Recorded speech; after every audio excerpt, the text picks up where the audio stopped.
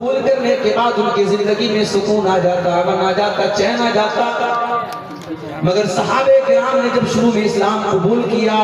ان کے اوپر مصیبتوں کے پہاڑ ٹوٹ پڑے، ان کی مائیں ان کے خلاف ہو گئی، ان کے باپ ان کے خلاف ہو گئے، ان کے خاندان کے لوگ ان کے خلاف ہو گئے، ان کو تکلیفیں دی جانے لگی، ان کا کاروبار چوپٹ ہو گیا، ان کے مال اور جان کے لالے پڑ گئے۔ بعض صحابہ کرام اللہ کے نبی کے پاس آتے ہیں، اے اللہ کے نبی، جب ہم نے اسلام کو قبول کر لیا، جب ہم نے سچے دین کو قبول کر لیا تو ہمیں تو چین اور سکون کی زندگی بسر کرنی چاہیے، ہم تو اسلام لانے کے بعد اور زیادہ پریشانیوں میں گھر گئے۔ بعض صحابہ نے آ کر کے کہا، اے اللہ کے نبی، الا تدعو اللہ لنا الا تستنصر لنا،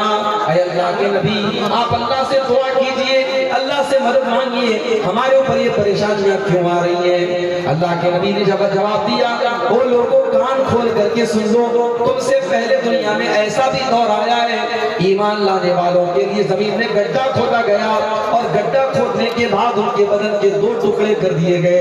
ان کے سر کے اوپر آری چلا کر کے ان کے جسم کے 2 ٹکڑے کر دیے گئے۔ وَمَا يَصُدُّهُ ذَلِكَ عَنْ دِينِهِ، اور یہ چیز بھی اس کے دین سے اس کو نہیں ہٹا سکا۔ اتنی بڑی تکلیف اور جان کی قربانی ان کو دین سے نہیں ہٹا سکا۔ اور اے میرے صحابہ، تم سے پہلے ایسا زمانہ بھی آیا، ایسے بھی ایمان والے گزرے، یُنشَطُ بِأَمْشَاطِ الْحَدِيدِ، ان کے بدن پر لوہے کی کنگھیاں چلائی گئی، ان کی ہڈیوں سے گوشت کو ادھیڑ دیا گیا، ان کی باڈی سے گوشت اور ہڈی کو الگ کر دیا گیا۔ وَمَا يَصُدُّهُ ذَلِكَ عَنْ دِينِهِ، یہ چیز ان کو دین سے نہیں روک۔ جب صحابہ کرام کے اوپر فتنے آئے،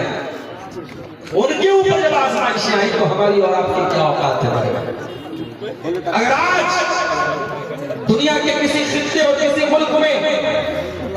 ایمان والے کمزور پڑ رہے ہیں، ان کو مارا جا رہا ہے، ان کو ستایا جا رہا ہے، اور نبیوں کو قتل کرنے والی اور مغضوب علیہم قوم اگر ان کے اوپر بظاہر غالب آ رہی ہے،